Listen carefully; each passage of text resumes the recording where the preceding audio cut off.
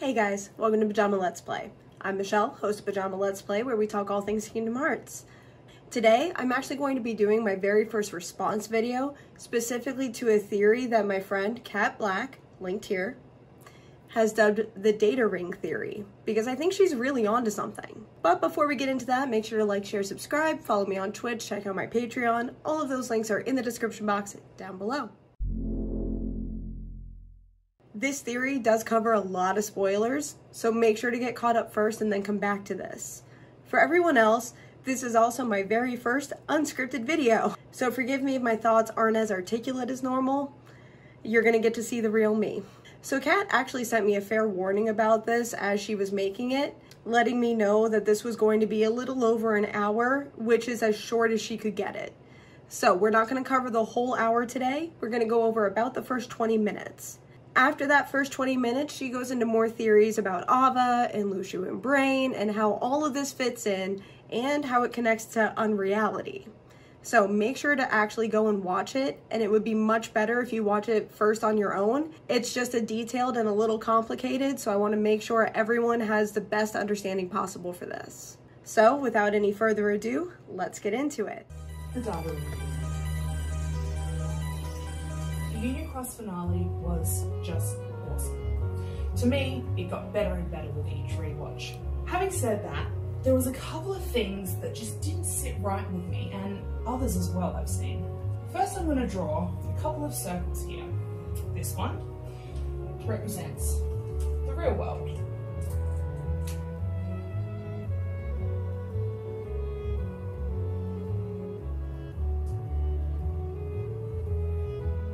So notice the frame will be fixed after the 20-minute mark, but we're probably going to stop before that actually happens.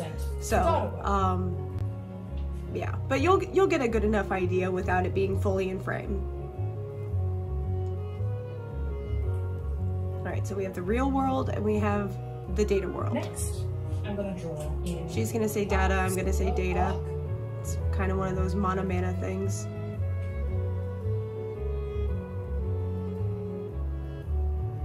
So she's drawing in the arcs, the one that we see in Radiant Garden in Kingdom Hearts 2. Is that where we see it in Radiant Garden? We see it in Twilight Tower? Anyway, the real world arc is there. And the data world arc, as she just said.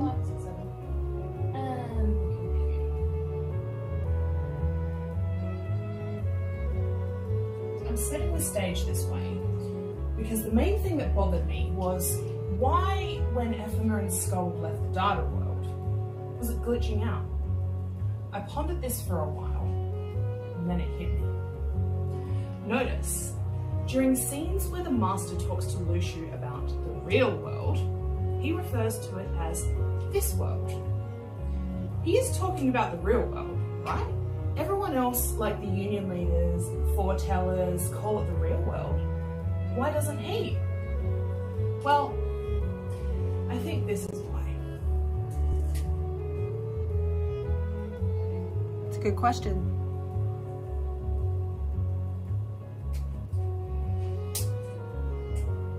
This is the real world. The world of games that the world the Master and Darkness are from and share their past history. The real world is Radiant Garden. We all saw the pods in Hollow Bastion in Kingdom Hearts 1, right? They're connected to the computer in the lab.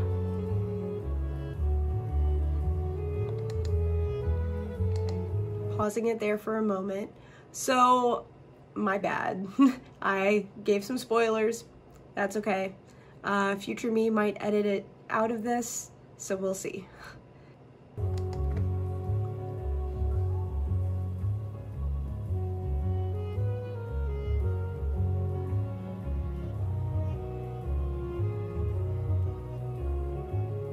That's right.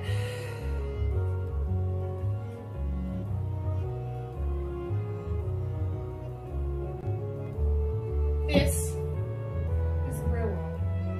Radiant Garden.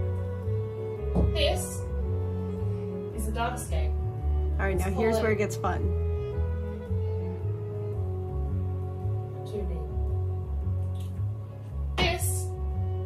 datascape within a datascape. Morty! Alright, so we got the real world is Radiant Garden, and then she's gonna call that first datascape 2D and that third datascape 3D. Just give you a second for that to sink in, because if this is the case, it means a lot. Now, let's dive in because I have been so ridiculously excited about this. Let's go down the rabbit hole. Let's indeed. What I think this means from here is that the Master and Darkness had their history, their version of the war, a conflict that changed in its cyclical nature when Darkness, who, if you've seen my theory crafting part 3 video, I believe to be Pulse, the Vanitas to Bunavelsa's Ventus, if you will, but more on that later. He shed his body and became formless, focusing on psychological and emotional warfare, then dividing into more forms, then from them the pureblood Heartless.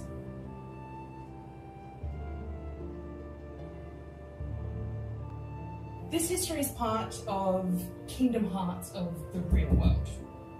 All experiences of people are part of what makes up a person's heart. Their hearts connect to and form the heart of that world, a collective nexus of history of the world and the experiences. The hearts of those worlds within their universe form the Kingdom Hearts. Now, to lay another important piece of groundwork, I need to delve back into Fabula Nova Crystallis. I'll try and keep it simple, and there'll be spoilers for the 13 trilogy and Time Zero. In Lightning Returns, Hope has built and inhabits an Ark, a computer that basically holds data of history up to that point. The Ark is a ring that floats around Yggdrasil, the Tree of Life, which Lightning helps bring back to life with the remaining souls of the dying world. Before his crystallization, Bunavelsa creates a new planet, which, after his defeat, Lightning wins for the humans, and Earth is born. And Lightning is reborn into a Louis Vuitton model because reasons. Now, this planet is our Earth. Currently resides. I say our Earth because that is literally the Earth that you and I live in right now. Bunavelsa over here.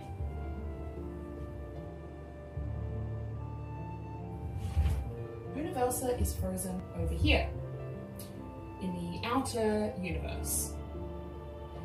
Our games take place here. An Earth that you and me, the players, live on is over here, where Lightning is hanging out in the or something. So, I presume that this world, the world of Kingdom Hearts games, takes place on a world built around Yggdrasil and Hope's Ark. This world is... I'm going to pause here.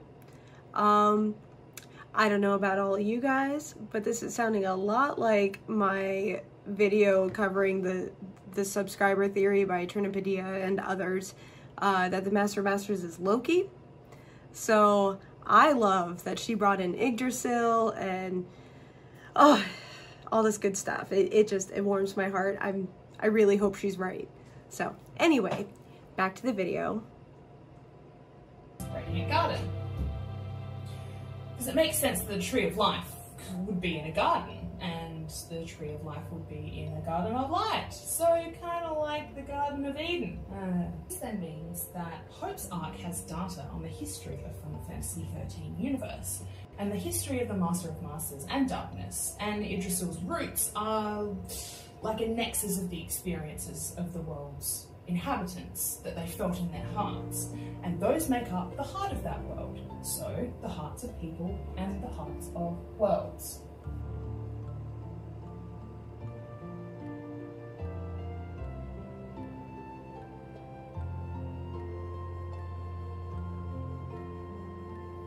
So then you could say living things and people have experiences. Those experiences make up a part of a person's heart and identity. The people's hearts make the heart of that world within which people live. And the combination of these hearts and that of all the people in the worlds in the known universe make up the Kingdom Hearts. Thus, I think this means that Kingdom Hearts is the heart of Enix, the heart of Radiant Garden. We also see in Kingdom Hearts 1 that there is a concept of storybooks being tangible worlds via 100 Acre Wood, and in Kingdom Hearts 2 that a real organic human person and their heart can be digitized and entered into the Radiant Garden computer, a la Space Pyramids. So, what does that mean for Union Cross? Now that we've established that there are 3 worlds, or 3 layers, and not 2, I started figuring out more and more bits of the puzzle. The Master of Masters talks about having fallen comrades in the War with Darkness. This could mean, then, that there are at least 2 Keyblade graveyards. The actual one, in Radiant Garden, and a data copy, in what I will call 2D, where the events of...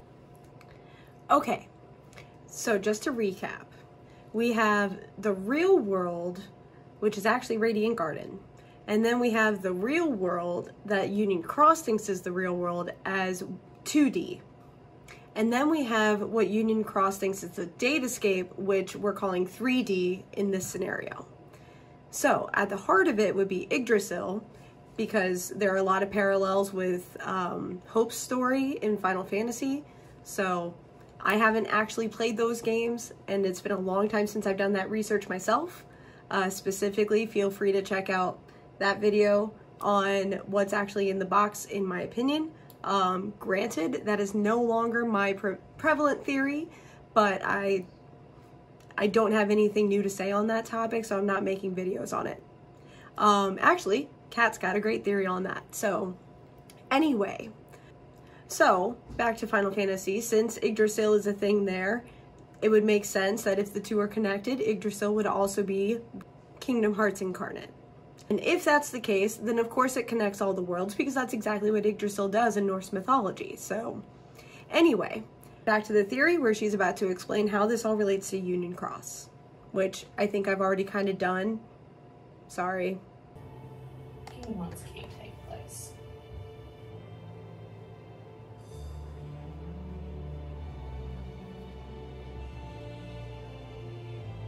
It's possibly another in 3D. In which case, one goal that he may have is to save his fallen comrades by replicating the events of the war into a safe simulation on the Radiant Garden computer.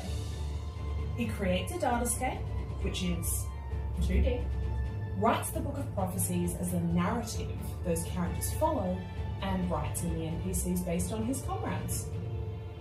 But wait, that means, yep, everybody laughing about how everyone is Xehanort? Well, what's funnier, everyone is data. The foretellers, the union leaders, the wielders, the Chirithes, everything that takes place in Kingdom Hearts Key and Kingdom Hearts Union Cross games is data. Data from the history of the world projected onto the datascape. Master of Masters is doing a fucking Westworld.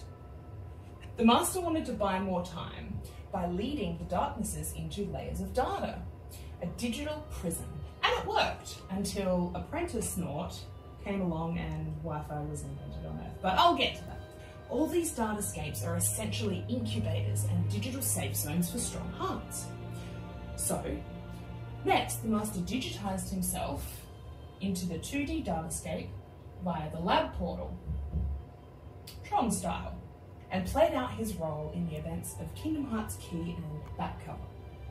Now, remember we talked about the experiences of people growing hearts and ultimately creating a Kingdom Hearts? Well, recall that we learned that data grows hearts.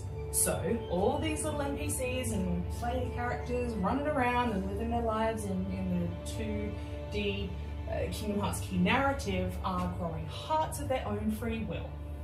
The strongest hearts are uncovered and will house the darknesses as vessels, and are sent to 3D Datascape to play out the events of Kingdom Hearts Union Cross.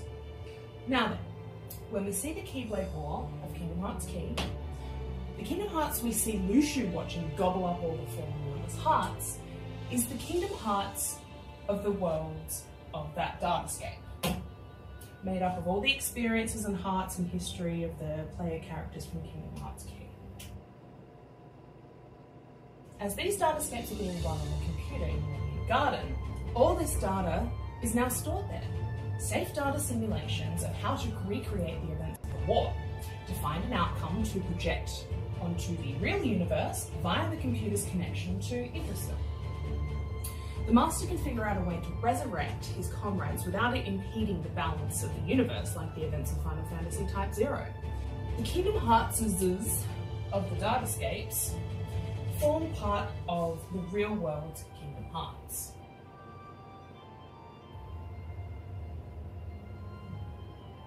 Think of this like a nexus as linked like the roots of a tree which is connected to a computer with the details of history. This brings us back to 3D. Union Cross.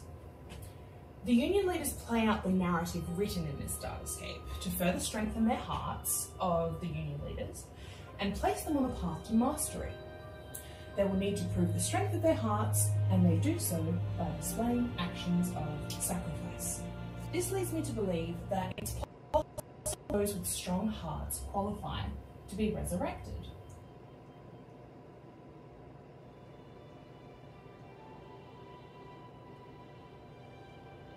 I'm meant to be little muscles. They pay a price and are rewarded with the choice to either be reborn or go to sleep. It also seems to me that strong hearts that are reborn into the next layer of data. For example, when the player dies in Union Cross, he dies in 3D and is reborn as Xehanort in 2D.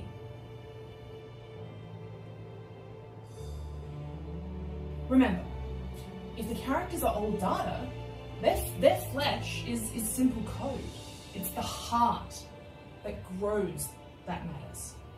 This is why parents don't seem to matter in Kingdom Hearts, and also that probably means that Sora's mum is just a data simulation. Data grows hearts from experience. Again, these datascapes run narratives designed to lead a player or NPC through a series of events that could test their hearts, i.e. the narratives of the Disney worlds.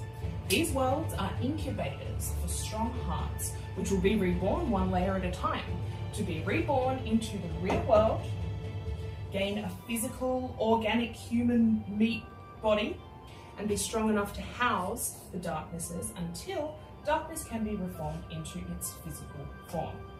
I believe that darkness and the Master of Masters will need to be rejoined in an ultimate display of sacrifice, but I'll go into that later. They will be reborn by means of the amalgamation of all the Kingdom Heartses forming in the data worlds connecting back to Yggdrasil. The Master will summon that Kingdom Hearts when Lucio lets him out of the box in the real world Keyblade Graveyard. This brings me to the two Keyblade Graveyards. The 2D Keyblade Graveyard will fall to sleep after the events of Kingdom Hearts Union Cross. I believe Lucio hid the box in this version of the Badlands, where it will be protected in this sleeping datascape. The Keyblades of the wielders that are all stuck in the ground will act as the mediums that allow their bodies to be reformed once they are reborn into the future. If the trigger to set these 2D datascapes into sleep mode is for all the pods to have departed and the arc be empty, this is what I think all that finale pod shitfuckery is all about. When the Union leaders talk about the real world, they think they're talking about this real world. but they're actually referring to... But they're not. 2D. The data world to them is actually 3D. Lushu, the union leaders, none of them know they are data, and that both worlds they know are data.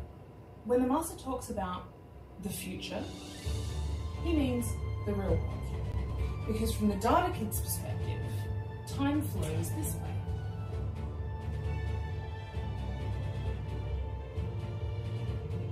So when Lushu approaches Brain with Finale, they are in 2D, post Kingdom Hearts Key War. Notice that Brain never actually sends the pods back to everyone's skull in 3D. Lushu gets up in his face first, and presumably hops into him, which because their bodies are both data, makes sense. It's an easily programmed parameter for an NPC to have. Lushu's body doesn't matter. It's all code. It's his strong heart that matters, or in this case, his master heart. I'm going to make a reference note here, quickly, about when Master of Masters spoke of darknesses. 7 are particularly deadly. I'm going to call these orange darknesses. She's splitting them up to orange and I think yellow. Deadly. So I assume then that the foretellers' hearts are stronger, as they are masters. Therefore, to me, a rank of mastery means that an individual could house a deadly darkness or an orange darkness. Could, whereas not, the is leaders have housing. Strong hearts, but they are no masters. So they can house the weaker darknesses, which I will call yellow darknesses. Hey, I remembered. Alright, so we have the super strong orange hearts, the less strong yellow hearts. Okay, and then at this point, she starts getting into other theories and how this would relate to them, and that's not something I'm going to cover in this video, mostly because this part is 20 minutes that we've done so far, and there's another 46 to go. So, you know, it's very well done, very well put together, and very well organized, and honestly, you should all really check it out. I may end up doing a second part or a third part for these other bits if y'all are interested in that, but honestly, you should just go check out her video and let her explain it, and then engage in her comments, because I think she's right. I really like the idea that the Master of Masters is kind of using this as a way to do war games and legitimate simulations before actually forming his real battle plan. Because, I mean, think about it. Once he gets to the end, he only has the one shot to get it right. He needs to make sure it's as good as it can be and as perfect as it can be. So it really doesn't matter what people do in the datascape or in the real world, which in this case is also a datascape, because as she said, all that matters is that their hearts are strong enough to be able to house these darknesses. So that even if things don't work out the way he wants, well, there's still other hearts to choose. So by having them go through all this reincarnation stuff. So, and then having it be that first round to house a yellow one, and then the second round to house an orange one, I really like that because that follows real world reincarnation mechanics. Each life you get to maintain the lessons even though you don't retain the memories. And then you go through harder versions of the lessons to become even stronger. And then you get reincarnated again and you go through harder versions of those lessons to become even stronger until basically your soul decides to be done. Or at least that's my understanding of it. Anyway, the dangers of me going unscripted. So, that is the extent of what I'm going to respond to for this part of the video. So once again, it is linked in the card at the beginning and in the description below. So make sure to go over to Cat Black's channel where the A's are 4s, like the number 4. So yeah, please go check out her video. Go watch it. It is fabulous, and she brings in so many different things, and she does get more into the Final Fantasy stuff as well. So, that's pretty much all I have to say in response to this. I think it's awesome. I think it makes complete sense that the real world is Sora's world, but Daybreak Town and all of that would be a datascape, which houses another datascape, because the more layers darkness has to go through, the harder it is for them to get out. So I think this makes perfect sense. But tell me what you think. Do you think she's onto something here? Are there tweaks that you'd like to make? Tell me all about it in the comments down below. Also, don't forget to do all of the things I was supposed to ask you to do, also in the description box down below. Until next time.